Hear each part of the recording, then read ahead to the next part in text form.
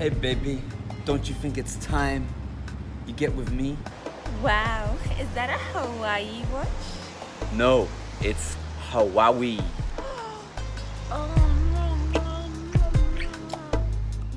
I have with me right here the Huawei Honor Watch Magic. Like there, boom, shakalaka, swipe down, see some stuff, swipe up, you see some notifications. This is a smartwatch, and the amazing thing about a smartwatch, the reason why I got this smartwatch is that it is the thinnest smartwatch I've seen. It's 10% thinner than an Apple Watch, and check this out. The battery life is amazing, okay? I've been using this non-stop for 3 days, haven't charged it since, and it says right here, 70% battery life. What? I've been using it 3 days non-stop, 70%. Now an Apple Watch, that will be done and dusted in a day. So I gotta give this guy props. Now this isn't the smartest of smartwatches, but it does do the basics pretty good. It has a heart rate monitor, it has got a pedometer to count your steps, and it connects to your phone via Bluetooth, which means you can use the best feature ever, which is Find My Phone.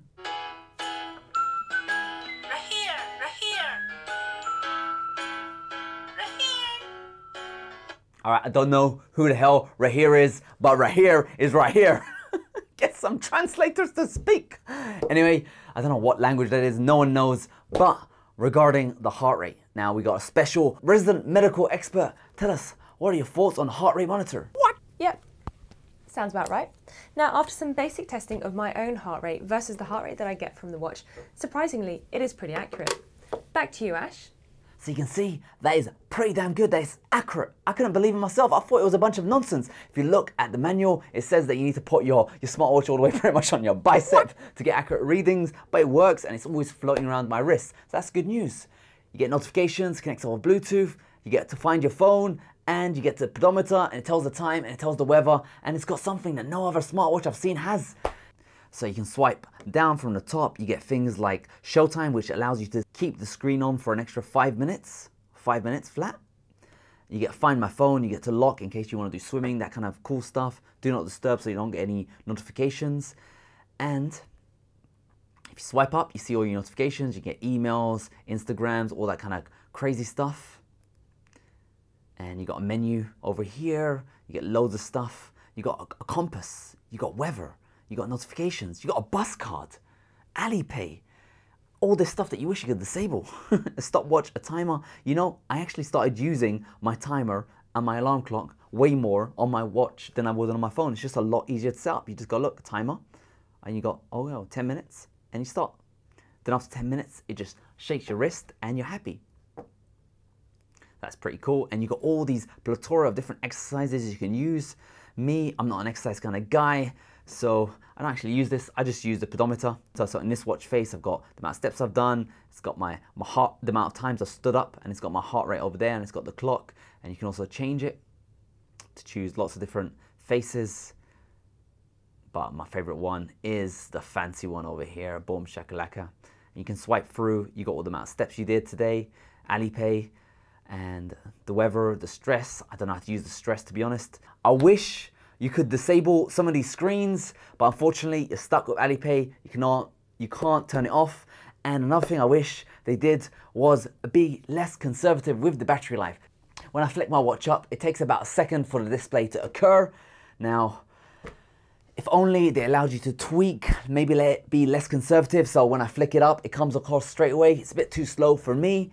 However, life is beautiful, and so far I've received about 7 updates to this phone. When you first get it, you get firmware update after firmware update after firmware update. And you will have to update it a few times, because after every update I've done so far, there's always been a new one. So just keep on updating, and eventually you'll get to the latest. The 4th update in, it had a pretty good responsive appearance, but the 7th update in, it slowed it down a little bit. But they are improving it, and hopefully by the time you check out this smartwatch, it will have improved. Let's see, we got our watch back. It does feel smoother, gotta say that. The update, maybe a little bit smoother, or maybe I'm getting used to it. Other things I gotta say is that it does have a limited number of watch faces, it's about 10, and because it's a proprietary operating system, it's not Android OS, all that kind of stuff, it is unextensible. The only kind of upgrade you're going to get is from Huawei themselves. It's not like Android OS where you get third-party developers, make your own app, that kind of stuff. You can't do that stuff.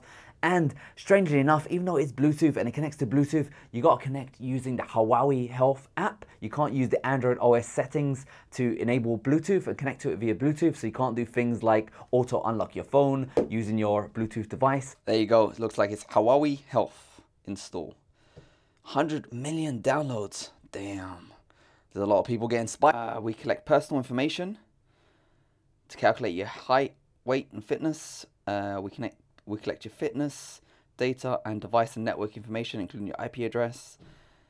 And the data above is stored only on your device and will not be uploaded to the servers. Okay, that's nice. I like that. What's interesting is it says it's connected on Bluetooth, but in the Bluetooth settings, I don't see it on the list. So it uses a separate method to connect to Bluetooth.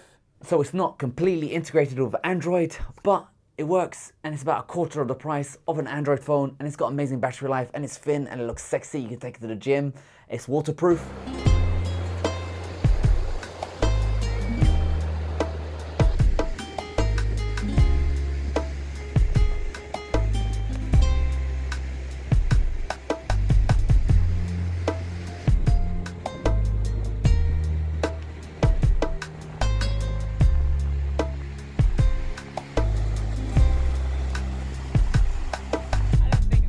And regarding delivery, I got this watch from a place called Banggood.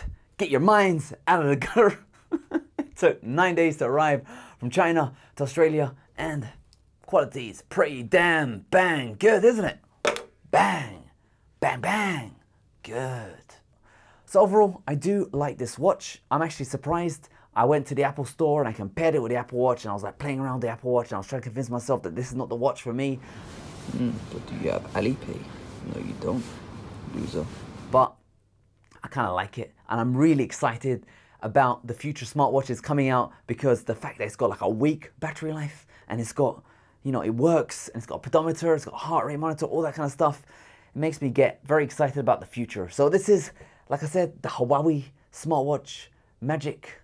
It's not the Huawei Watch GT, it's the Magic version, which is, in my opinion, better because it's slimmer. But that's life, and I hope you enjoyed this review. Stay tuned, because I'm probably going to be getting more smartwatches because I really like them. All right, so it's time to take this Honor Watch out and about. I'm going to go to the gym, and I'm going to become a man that gets the ladies. Yeah, a ladies' man. What's right? What kind of babes can I get with this? Whew, look at that, beautiful. Hey, sexy lady, check out my smartwatch. My heart rate's rising because you're here. Ooh la la.